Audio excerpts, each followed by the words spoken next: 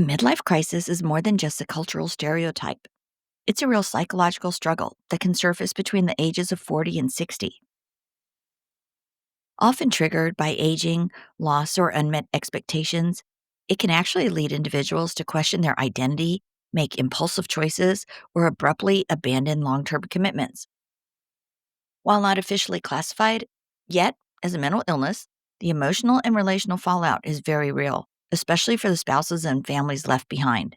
This podcast gives voice to those living through the aftermath, exposing the hidden pain, and seeking accountability, healing, and understanding.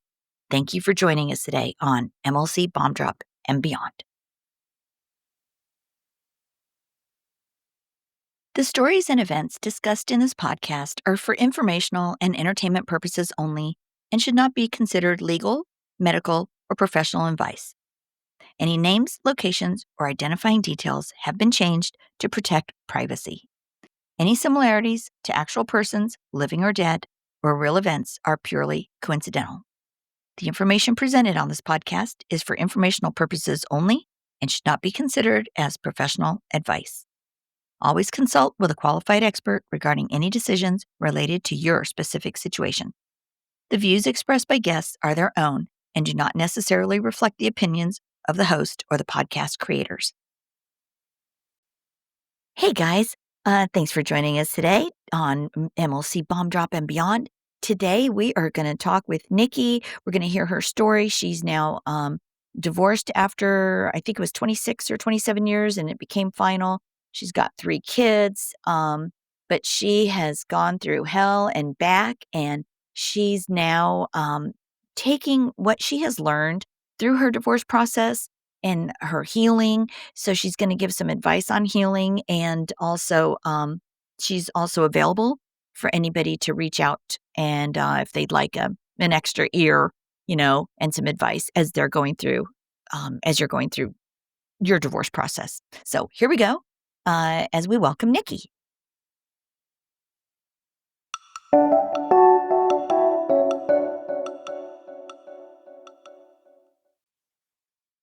Hi, Trina. Thanks for having me here today. I am happy to share my story with your listeners. So I met my husband back in we were both in our 20s. He was in law school. We dated for a while, long distance, and about 3 or 4 years later, we got married. We ended up starting a business together, and that was great. We eventually then got pregnant, and once our children, once one of our kids got into kindergarten, that ended up being really good for our marriage because I really started to feel like we had something really that we were building together, our business, our kids, and our family. And I'm still in that same career today. It's in the legal field, which he's also in. So I guess it was good and bad because as business partners, we were partners in marriage, partners as parents, partners in business. And I don't know, in a lot of ways, that business building was really positive because we became partners in life.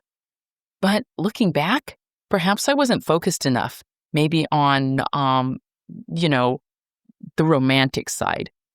We were really partners and focused on that and all the practicality of day-to-day life. And looking back, I realized I always planned as the kids left the nest that, hey, then we're going to have more time to focus on each other and enjoy life. And I guess we just focused forward like that. That was always our plan. And so we bought, in fact, our empty nest house about a year before the craziness started. Although, I'm going to go back about 15 years. 15 years ago, we went to marriage therapy and we did all the things, including renewing our vows. So I felt we were pretty solid. And so when we bought this home, we did some renovations to it. It had room for each child. With the idea was that it's probably bigger than we needed for empty nesters. And we would just go ahead and travel and VRBO it while we're traveling. So as things started going in that direction, and we were at the point to register it on VRBO, I started noticing that he was pulling away. He was a little more distant. And, I've always been more the extrovert. I'm the feeler. He's more the logical person. And I just thought stuff is happening now. There's like a lot that led up to this point in our personal lives, including, unfortunately, in a span of about 8 years, we lost both my parents, um, my father, then my mother, and then he lost his. He lost his father and then his mother.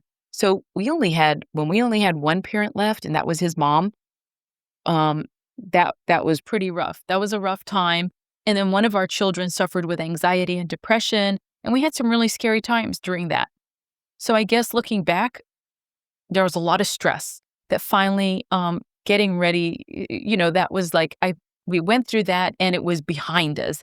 Um, I assumed all that was behind us, and maybe that was why he was being distant. The very last parent to pass was his mother, and it was a painful, long situation. She had dementia, and I really thought uh, the backing away was more of that, but it was just not wanting to do as much with me. I always said stuff like, "Let's go to dinner. Let's invite people over." Um, he would attend, but it just felt like he wasn't really there. Like he was physically there, but not there.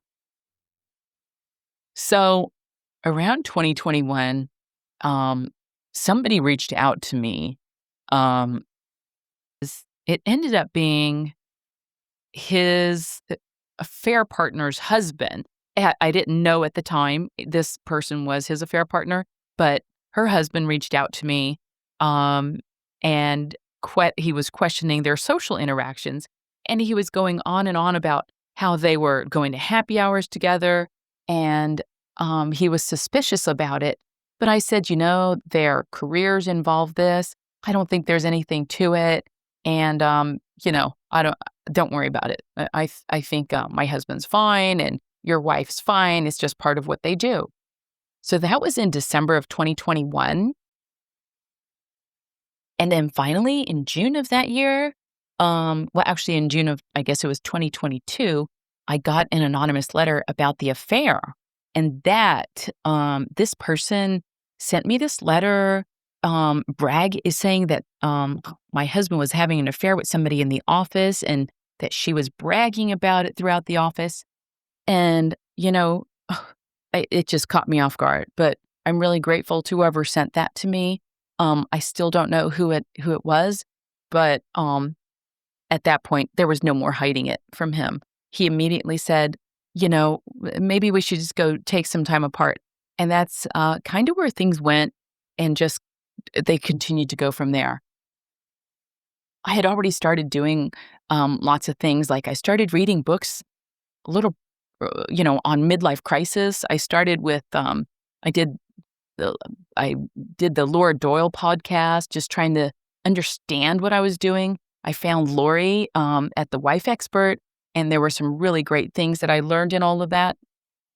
But once the bomb drop actually happened, and he was, um, uh, it wasn't really a bomb drop, I guess, originally because I was told, from the letter. And I don't know. He kept saying stuff like, maybe I want a different life. And I thought, well, what does that mean? What does that look like? And then finally, um, he said, out of the blue, yeah, I guess we just need space. But I got him to agree to do a marriage helper weekend. Um, but I don't know. At that time, COVID was just ending. So they had some just online um, things that we could do. And he didn't want to go do it in person. He wanted to wait. And so we did the online via Zoom. I think he was just punching his ticket because we did the marriage helper weekend and it was wonderful. I mean, it really was. But again, it was Zoom. And so that's always hard to connect as much.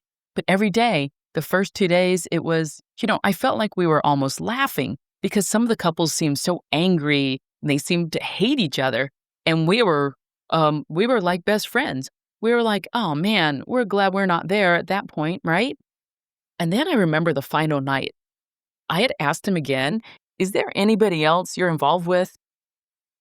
because, we can't really move on if I don't know what's really going on. And he denied it that night. He totally denied it. But the next morning, my guess is they must have talked after I went to bed, because the next morning he was a different person. I know he used a quote. I don't know who the quote was from, but he said, um, it's like it's all the notes are there, but you can't hear the music. I think that was the quote. All the notes are there, but you can't hear the music. And it just echoes in my brain a lot. And this was before I received the letter from somebody in his office. So anyway, we wasted, I guess that maybe that was a waste doing that weekend, because looking back, I think he was already in the beginning of a midlife crisis. Things that I've read since then and during, say, don't go to therapy. Do it for yourself. Um, but as a couple, yeah, they're not ready. And it was clear he wasn't ready, because we didn't even have the foundation of honesty. You know, you knock down the house and you rebuild it if you can. And I completely still believe in that. Unfortunately, I was not really given the opportunity to rebuild. So, you know, again, I received that letter. It was sort of typed up like a ransom note. And unfortunately, I received it, and I was in the car with one of my kiddos, and actually turned out, this affair partner had actually gotten close to one of my children, I later found out. And that's a whole different heartbreak, because that child is on the spectrum, and it was really hard when all this came out, for her as well. But anyway, I opened that letter, and I just basically said to myself, "Oh my God, what is happening?" And, you know, m some of my friends speculated that it was the affair partner that sent the letter, but I don't believe so, because, it was really venomous towards both of them, and so I don't think she would have written that about herself. But it did speak about her bragging about the affair, and, he owned the firm, and so unfortunately, he tainted himself in everyone's eyes. And, everybody used to respect him. It was just so unfortunate the way all this happened. For somebody that I'd known for 26 years, it was so sad to see the destruction. My former husband, he was so well respected. But, who turned out to be his affair partner is somebody that we had known on and off in the business world for, I don't know, um, 10 or 15 years. Um, but I didn't see it. I didn't see that that was a possibility. And even when I got that note at the time, um, it just didn't seem right. She has younger children, and I thought this couldn't really be. But um, I ended up going to his firm and calmly discussing it with him. And I can credit Lori at the wife expert with that, because she helped me frame everything for a peaceful attitude. And I was still working with her at the time. And she said, "Go on. You can go in and you can confront them, but just be calm." So, okay, I thought I'd do that. And so I saw both of them, and I asked her to stay away from my family, and I handed him the letter. And I had to drive a couple hours away right then for a business meeting. So I was gone that first night, and we didn't talk. And then the next night when I came home, we did talk. And he said, "Well, the letter's not quite right. The timing, they made it sound like it was over a year, but it wasn't." He claims it wasn't really that. He says, there's just so many levels of who knows what the truth is anymore. But he said, "Well, maybe we should take some time."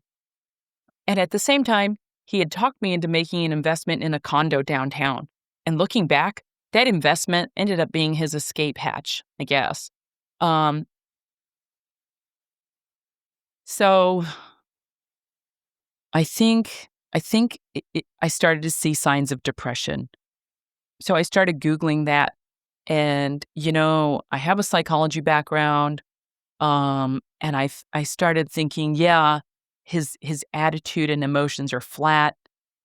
The only way I can describe it was like, yeah, a flatness to him.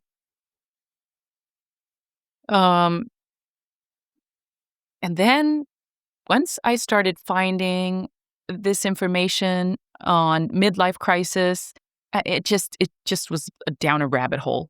I did a lot of reading. I started looking at all the different coaching programs, um, because I think sometimes these programs, when they say, well, you could save your marriage with just one of you. Well, I don't know if I believe that. I think it does need two people, and and he, two people that have to be engaged in it eventually. But you can absolutely change the trajectory of which way it's going, and you can do that by yourself. So when I did the research, I think that's when it all started to click, in the apathy that we had plans. Like, we had bought a home that was going to be our retirement home, grandchildren. And then one day he finally said the words, um, I am just not sure what's going on. And he actually said, well, and he said, maybe it is a midlife crisis because I don't know. I keep asking myself, how am I feeling? So he said that. You know, when I got the letter and we talked, he just said, I know where I made the mistake. I should not have opened up to her about our marriage. So unfortunately, there's layers of things, including the fact that she was having inside information from one of my children. Um, And I remember one of my kids announced it at dinner, like, "Oh, did you guys know that, um, her and her husband are having issues?" And I said, "Oh, that is so sad. They have a little child." And I asked my husband at the time, "Did you know they were having trouble?" And he's like, "No, I don't talk to her about things like that." But you know what? Looking back, I suspect they'd already started everything, unfortunately. And so it's those things, you know? Anyway, affairs happen, I guess. Mm. Things can be worked out and are forgiven, but you have to know where to start. And in the future, you have to know where not to cross those lines. And he did acknowledge that. So I don't know. That was, we're back to June 2022. I guess he eventually moved out. We didn't tell our children at first. In fact, we didn't tell most of our friends. I kind of faked it. We had our annual holiday parties. We went to some football games with other couples that we knew, and it was really hard. But then at the same time, in my mind, I thought, well, we're trying to reconnect. Uh, and then we had our holiday, Christmas. It was gut wrenching and awful because I kept thinking, who leaves this? Who leaves this happy family? We've built all this. And I just thought, uh, I couldn't believe it.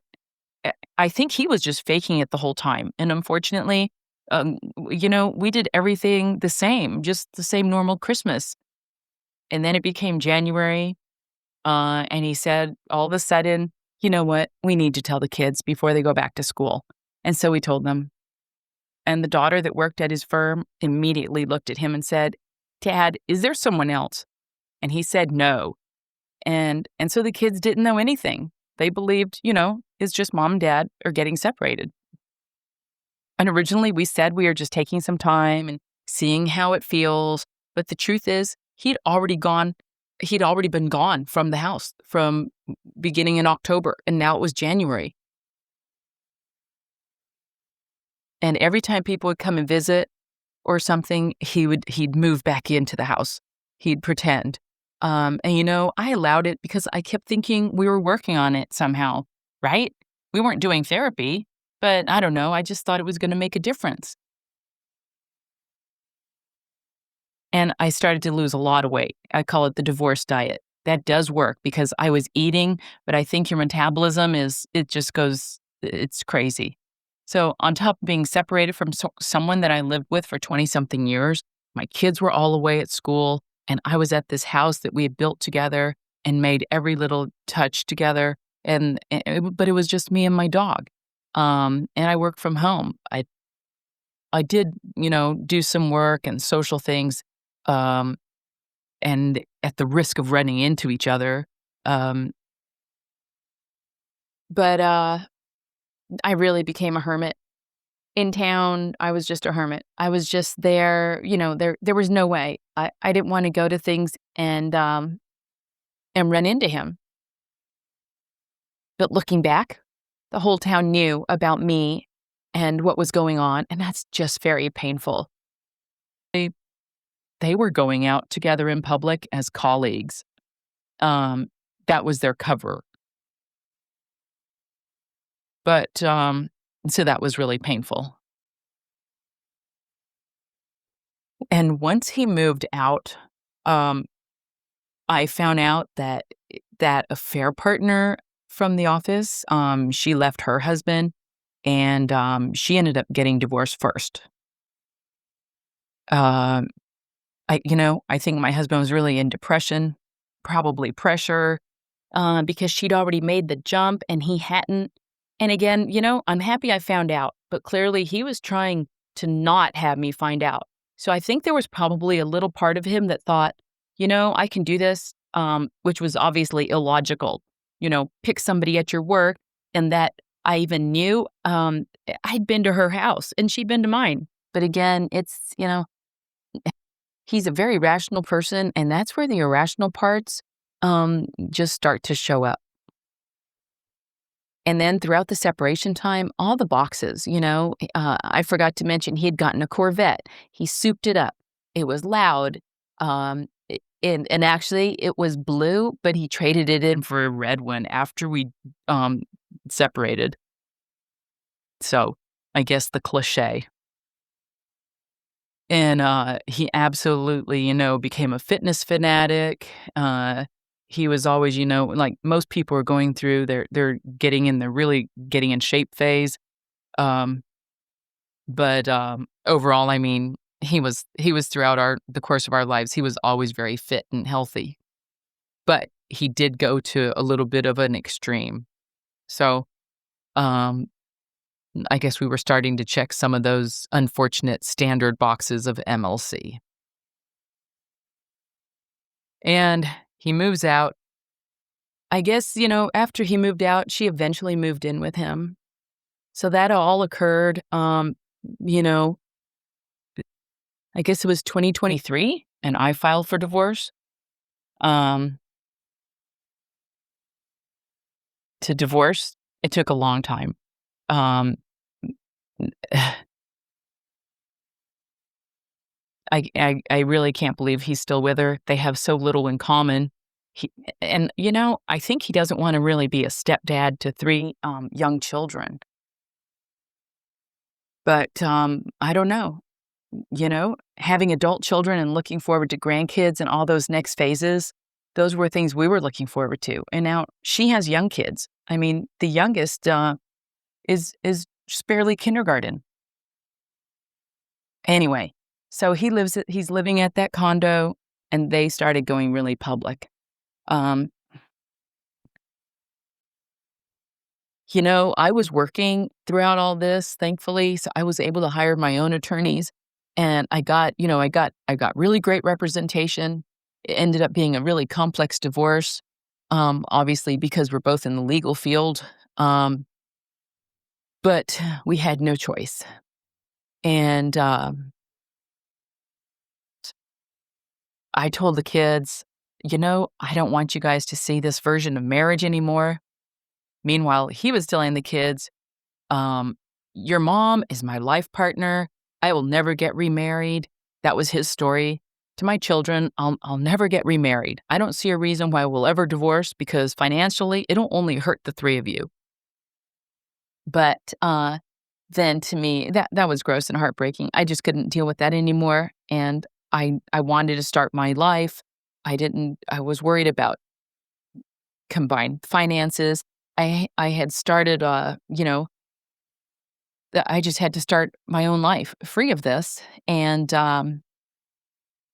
uh, I w I eventually started dabbling with online dating, but I wanted to be able to do all that with a good conscience, you know? And so I filed and I told him, and he was very disappointed that I had gotten an attorney.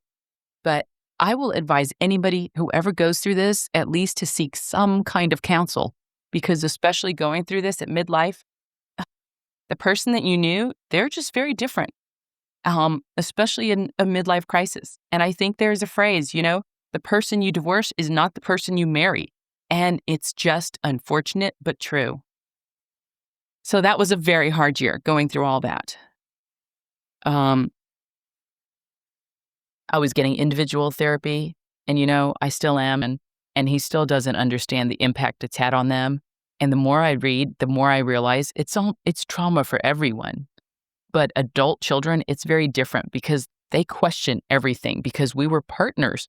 They didn't see us fighting. He had um, written them this beautiful book about thoughts and like wisdom from him one Christmas. He gave them each a copy of this book, and I had forgotten about it. But our oldest, when we announced that we were separating, they pulled out the book, they pulled the page about finding your best friend and how he had written, I got lucky because I found my best friend when I was in my 20s. And then she printed out all these pictures of the two of us because, you know, in her head, she was trying to show him, look, this is what I saw as your daughter. She wrote a beautiful 5-page letter to him about what she saw as love. And it's very hard even. She's pretty open with me, but it's hard for me to talk about it with her because I'm still confused about it. It took him a long time to respond to that letter. Um, and when he did respond, he didn't respond to just her. He responded to all of us. Um, and he tried to justify it all. But you know, there's no justifying these things. He kept saying to them, well, you guys are adults. You know, you have your own lives. It's time for us to build our lives.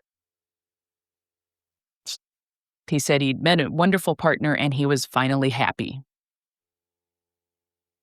But they're still together. I don't even know if they live together or not. They do. I think they do still work together.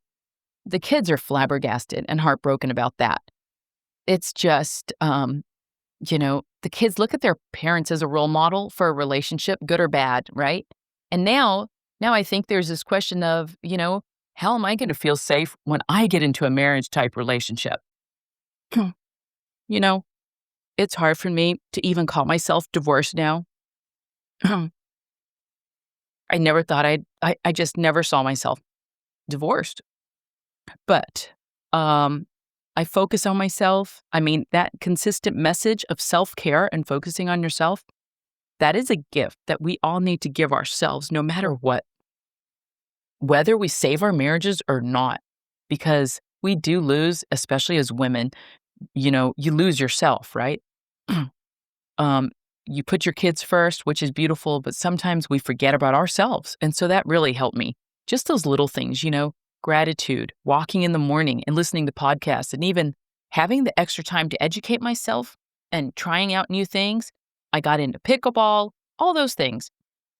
And I wasn't doing it to be this, you know, woman that he's going to want back or any of that. I was doing it because I needed to feel good again about myself. I needed to feel proud of myself. Uh, Even though I work from home, I have a lot of video calls. So even at the worst of this crisis, I had to still get up every day. I had to put on makeup. I had to do all that. And what I always say is, you know, you can have your time, right? Have your sad days. We all do. Have your sad hours, whatever it is, but then focus on one or two things that bring you joy. And at first, even getting off the couch is hard. Okay, fine. Even petting your cat or your dog on your lap. But, you know, enjoy a funny TV show. I started changing when I would fall asleep off into the TV. I was watching things like, you know, serious stuff, CSI or Dateline. And I thought, I don't know, I don't want that in my brain anymore. So I started rewatching Seinfeld or Friends or something that made me laugh, that was low stress. And then, and then I would get very caught up in it all. I would give myself, I didn't talk about it to everyone, but I had my one or two ride or die people that would listen to all the drama. But you have to be careful you don't do that too much. I had a therapist for a lot of that. And then just slowly start your self care items. Keep doing it, keep doing it.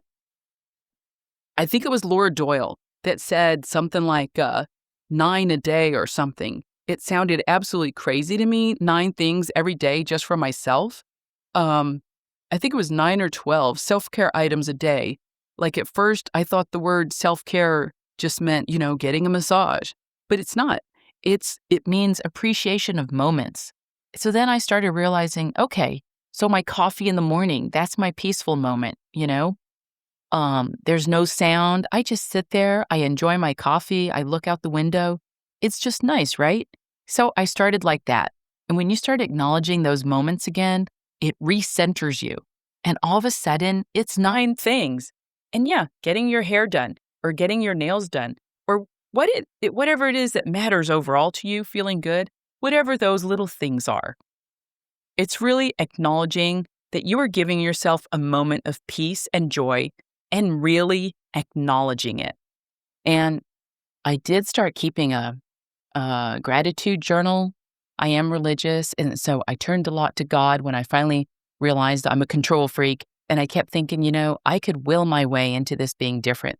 And then when I really started just realizing, or what I really started realizing is this is out of my control. And even if you're not religious, I mean, it's still there. There's another human going through this, right? And so I started also thinking of my thoughts as energy. And the more I would obsess over him, the more I thought that I'm actually repelling him, the more I was doing that.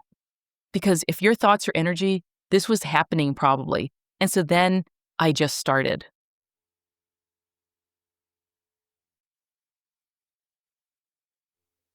You know, I tried everything because I didn't want it. I wanted to feel better and I wanted to show my kids a resilient mom in the end. So yeah, I became focusing on gratitude and self-care. Um, my son doesn't really talk much about things. He's not really so communicative. Um, both of the girls are anyway. One was already in therapy, and then the other started therapy. So they know I'm available to talk anytime, and I will tell them as much as I can. And actually, he hasn't pushed his affair partner on them until this year. He's trying to be a bit more. I think he was trying a little more to push her on them. But, I'm just grateful that because my children were not interested for the longest time, and I don't know where they're gonna land, and I don't really have any concern about it anymore. Um, and just like now I'm starting to date, I want them to know, that, their mom's doing better, but I'm not pushing anything. It's there. And, going through this, it's an absolute grief mourning period. And I keep having to remind myself, even all the way up until the final divorce day, that I got the letter. I still didn't believe it. I mean, we had 2 days of mediation, and I mean, oh, a little bit back to the divorce. But I have found a calling in my life now after all this. My way of, I think, dealing with this is it's even though it's very complicated and it was unfortunately really public because we knew a lot of people in the industry and our community. But I have learned a lot in the process. I also learned that you can't use your divorce attorney as a therapist, and you can't use your therapist as an attorney because that's not their expertise. So, I have evolved. I was already taking life coaching classes, and so I was introduced now to 3 more women that are at various stages of their divorce. And I think, you know, my second act might be to help people find their second chapter with or without their husbands. Um, but if there's, especially in the middle of divorce, there's just a lot of things where I can help people focus and say, hey, this should be your priority right now. You should really talk to your attorney about this. That sounds like something that should be addressed, or this one sounds more emotional. Maybe you should talk to your therapist. It's just evolving. And actually, the firm I worked for just referred some people to me. I've realized it's the middle area, especially with the male or female. When you had a life planned, you feel like you feel a bit like everything's now taken from you. In my case, even my last name, I don't even know if I'm going to go back to my maiden name still. It all felt like everything was taken away from me. And I want to help people during that time. I want to help them. Our plan was we were going to enjoy retirement together. And now over the last year, I've been a puddle on the floor. I need to pick myself up. But again, that's part of the whole game. I mean, I have clients that are being questioned because they're not working. I was being questioned because I was working. You've got to step back and be as business minded as possible because it does cost so much money. I feel like this path has been opened up to me, and I'm going to turn these lemons into great lemonade because I am proud of where I've come. And I can always empathize with people because I mean, we could talk another hour about all the little details of my story, but it's just unbelievable. Until you go through it, um, you just don't know it. So I do feel proud that I can hopefully help some people walk the path and, come out the shining self that they are, that they all are. So I guess for now, I'm second act coach. Um, and if anybody wants to reach out to me, they can. They can reach out to you directly and you can send them to me. I'll be happy to help them go through, answer any divorce questions or help them out through this whole midlife crisis. Because it's all about becoming a better you and getting yourself back because that's what's so important. You do lose your identity. Um, but it's at the same time, it's an opportunity to become a better you and to follow some new dreams and all. So thank you so much, Trina. I really appreciate the opportunity to speak to your listeners today. And thanks so much.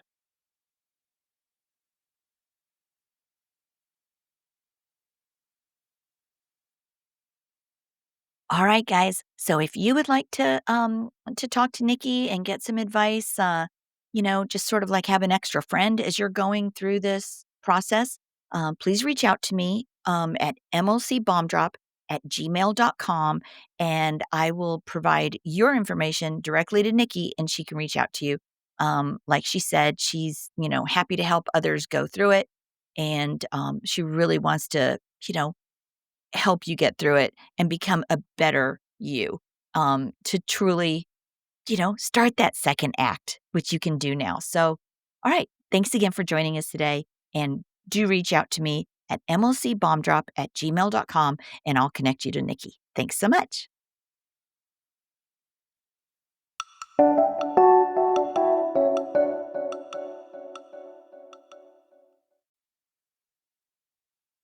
Hey, some resources that are available for you guys are thewifeexpert.com. That's Lori McDermott over there at thewifeexpert.com. She also has a new app out.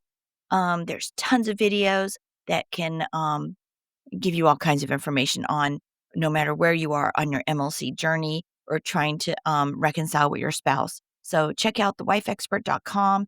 And if you're not sure if your spouse or yourself is in maybe approaching or in a midlife crisis, be sure to check out Kenda Root's quiz at midlifecrisismarriageadvocate.com. Again, that's a midlifecrisismarriageadvocate.com. That's a quick little 2-minute quiz. It's free. So check that out as well. We have a ton of resources out there for you guys. So check them out. Thanks. You guys, forward moving spouses, you are not alone. Left behind spouses, you are not alone. Those in crisis, you are certainly not alone. This is just crazy how epidemic this has become. I have a waiting list now of people from around the world that I'm trying to get to. And if you've been through a midlife crisis or been impacted by someone else's and you want to share your story, I'd love to hear from you. Hang in there, you guys. I will get to all of you. Please reach out to me at mlcbombdrop@gmail.com and visit us on Facebook and Instagram, MLC Bombdrop. And just remember, your voice matters. Your story could be the one that helps someone else feel seen, it could help someone else feel heard, and it will help somebody else feel understood. You are not alone, no matter where you are in your journey. If the bomb was just dropped, the earthquake just happened, if you are 7 or 8 years in and you're coming out of starting to wake up and awaken to this, um, i- you are not alone. It's sad that this is epidemic, but we're here to provide support. So until next time, take care and live authentically each and every day. Thanks again, you guys.